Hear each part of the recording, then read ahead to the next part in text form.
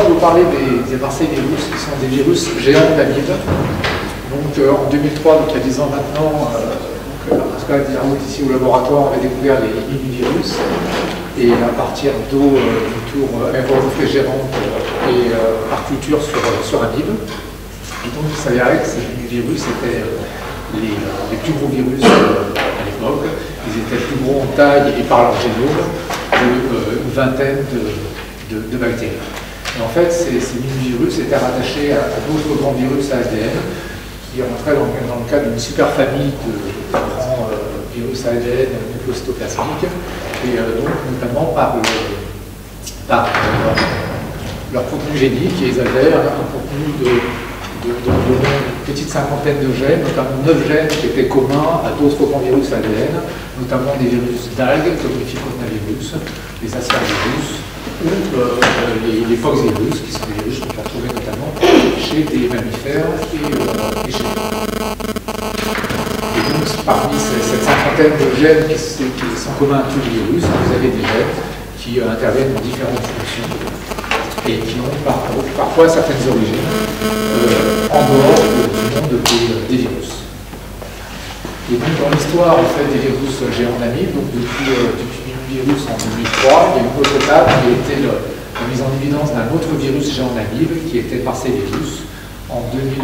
Et donc Marseille-virus a également été isolé dans le laboratoire par culture sur Alcantareva comme une virus. Alors c'est un virus qui est plus petit, son génome fait à peu près le tiers de la taille de celui de mini-virus, mais il fait quand même 368 000 paires de bases. Et il code pour environ 450 gènes, et donc ce qui représente à peu près la moitié du contenu génique de mini-virus, mais c'est néanmoins un virus géant. Et donc sur le plan de ses caractéristiques morphologiques et ses propriétés en culture, il a sur le plan morphologique, il a des fibres qu'on ne voit pas très bien, qui sont toutes petites, hein. Et en fait, il a un cycle viral dans l'amibe qui dure environ une douzaine d'heures. Et il a une réplication avec des usines à virus qu'on peut voir là, qui sont plus disséminées que ce que l'on voit pour les virus. Alors donc, ces Marseille-virus, leur contenu génique a été analysé, le génome a été séquencé ici dans le laboratoire, et il s'avérait qu'il possédait en fait notamment les 9 gènes communs à tous les autres grands virus ADN, et notamment à mini-virus. Et en fait, la phylogénie et également son contenu génique plus largement en faisait une nouvelle famille au sein des grands virus ADN nucléocytoplasmiques, et donc comme on voit ici. Et donc l'analyse du génome du Marseille-virus a montré en fait un génome un mosaïcisme extrêmement important. Et vous voyez ici en fait parmi les gènes pour lesquels une origine a pu être mise en place, c'est-à-dire des gènes qui avaient en fait des homologues dans les bases de données de séquences. En fait, on retrouvait des gènes qui étaient communs à d'autres grands virus ADN, mais également des gènes qui manifestement en fait avaient éventuellement une origine ou avaient été échangés avec des eucaryotes, et d'autres gènes qui avaient été échangés avec des bactéries. Et puis parmi les gènes qui avaient été échangés avec des eucaryotes, on retrouvait des gènes de son hôte, Alcantareva. Et donc ce mosaïcisme important, qui avait été également décrit pour mini-virus, vous voyez qu'au total, il y a à peu près un tiers des gènes de Marseille-virus qui sont impliqués dans les transferts latéraux de gènes avec d'autres organismes. En fait, c'est probablement lié au mode de vie en fait, de Marseille-virus dans ces amibes Alcantareva, qui sont des amibes qui peuvent donc contenir, être infectées par des bactéries, par des virus, et donc il y a une possibilité en fait, d'échange de gènes au sein des amibes. On parle de milieux sympatriques, de niches écologiques sympatriques, où finalement Marseille-virus est au contact d'autres bactéries, d'autres virus, et peut échanger des gènes avec ces organismes, mais également avec son hôte, Alcantareva. Et vous voyez, dans des conditions expérimentales, il a mis en évidence dans des amibes à la fois une bactérie Legionella courti, une paraclamidia, et également Marseille-virus, dont on voit ici l'usine à virus. Et donc en fait, ce mode de vie Saint-Patrick peut être associé à un moment d'échange de gènes et probablement un déterminant important de la taille de ces génomes. Et donc une comparaison avait été réalisée parmi les grands virus ADN, entre ceux qui avaient un mode de vie allopatrique et ceux qui avaient un mode de vie Saint-Patrick, qui ont voyé une taille significativement plus grande pour ces derniers.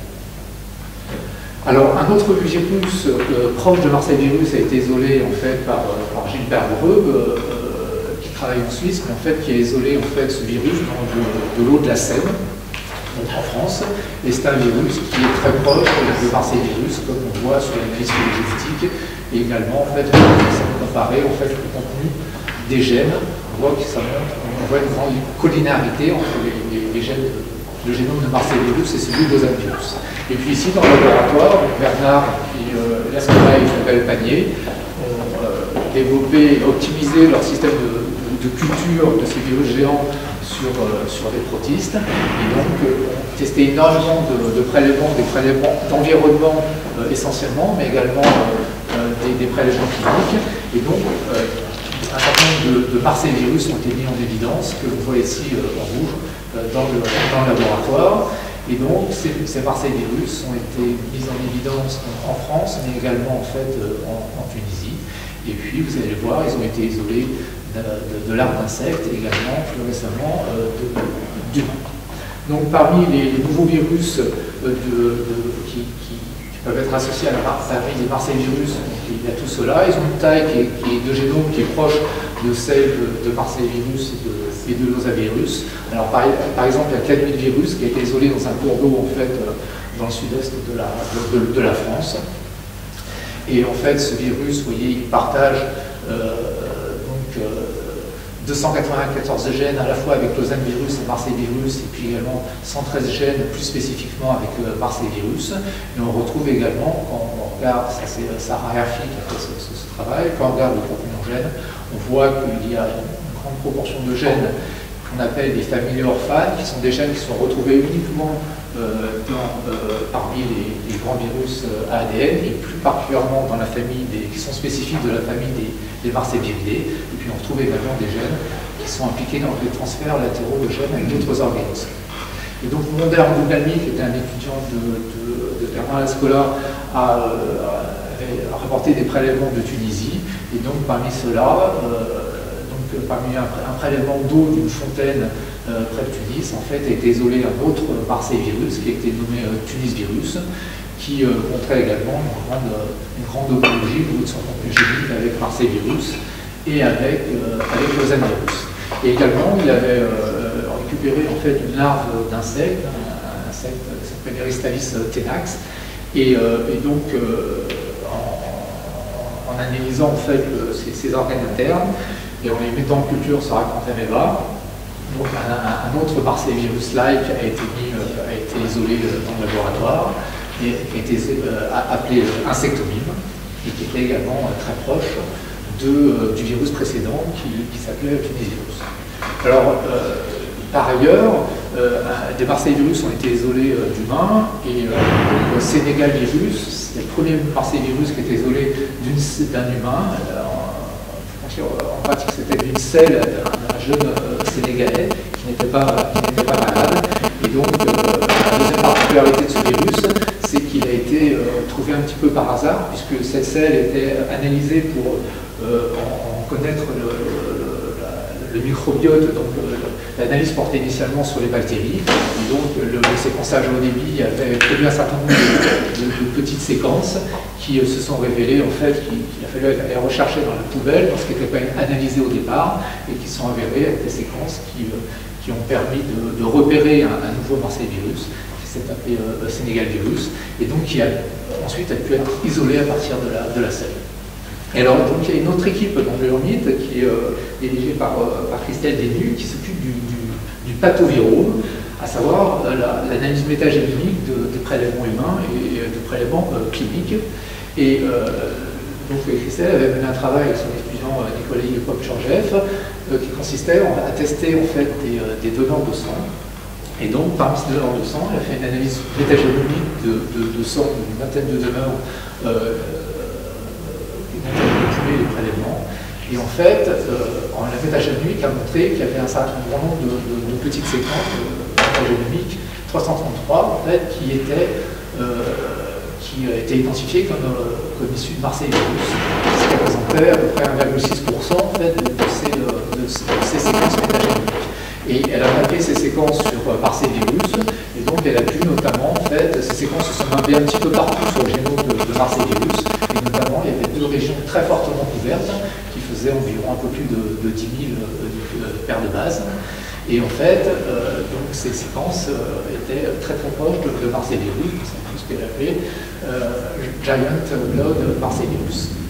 Et par ailleurs, 20 autres échantillons de donneurs de sang ont été testés, et donc 3 étaient positifs pour des anticorps anti-Marseille virus, et parmi 2 de ces 20 dons de sang, par PCR, du Marseille virus a été détecté. Et donc par ailleurs, elle avait pu inoculer ces prélèvements en fait, sur des lymphocytes T application. En tout cas, elle avait détecté en fait à J14 le virus après inoculation sur ces lymphocytes. Et donc par ailleurs, donc ça c'était le Western blot d'un des donneurs de sang pour lequel en fait elle a pu mis en évidence des anticorps dirigés contre des antigènes de Marseille virus sur le sein. Alors, ça je vais passer, pardon. Et donc pour continuer sur cette histoire, donc Nicolas et Christelle ont continué à tester en fait d'autres patients, le sang d'autres patients pour la présence de Marseille virus, et notamment ils sont intéressés à des patients qui étaient multitransfusés, qui sont des patients thalassémiques, qui reçoivent à peu près une transfusion tous les 15 jours, et suite à leur travail sur les donneurs de sang. Ils ont mis en évidence que 22% voyaient des patients thalassémiques, entre 13% des donneurs de sang avaient des anticorps de type IgG contre Marseille virus, et dans un certain nombre de cas, donc, ces échantillons étaient par ailleurs positifs en PCR pour Marseille virus. Alors, donc, notre équipe, celle de Schleberg-Rome en Suisse, ont également en fait retrouvé des anticorps chez des personnes volontaires saines, asymptomatiques, contre l'osavirus, qui est un virus qui appartient à la famille des Marseilliviridae, qui retrouvait que 1,7 à 2,5% des personnes avaient des anticorps contre le Marseille-virus. Et donc, jusqu'à cette période très récente, Marseille-virus avait été donc détecté chez l'homme, mais dans des situations chez des patients qui étaient asymptomatiques. Et donc, il était spéculé que, en tout cas, Marseille virus pouvait être retrouvé chez des gens sains et éventuellement peut-être donner des infections chroniques, mais en tout cas n'était pas associé, comme c'est le cas pour le virus, à des signes cliniques. Et donc très récemment, Christelle et Nicolas ont mis en évidence Marseille virus dans un ganglion d'un jeune patient qui avait une adénite. Et donc ils ont mis en évidence le virus, Marseille virus par fiche et par immunohistochimie. Et donc ils ont pu mettre en évidence également des anticorps anti-Marseille virus dans le sang de ce petit, et également une PCR positive Marseille virus sur le sang. Et donc éventuellement ce virus, en tout cas à l'heure actuelle, c'est qu'au moins dans des situations d'immunodépression, peut-être que ce virus peut être associé à des athlètes. Voilà, ça c'est les images de l'immunohistochimie et de fiches dirigées qui mettent en évidence Marseille virus. Voilà, donc le Marseille virus a été proposé, les Marseilliviridae, la famille des Marseilliviridae a été proposée donc, à l'organisme qui s'occupe de la gestion des familles de virus qui s'appelle ICTD, et donc qui constitue en fait des 100 familles virales actuellement. Et donc ce qui apparaît particulièrement important maintenant, c'est de mieux étudier la prévalence des Marseille virus et leur impact potentiel en fait chez l'homme en termes de pathogénicité.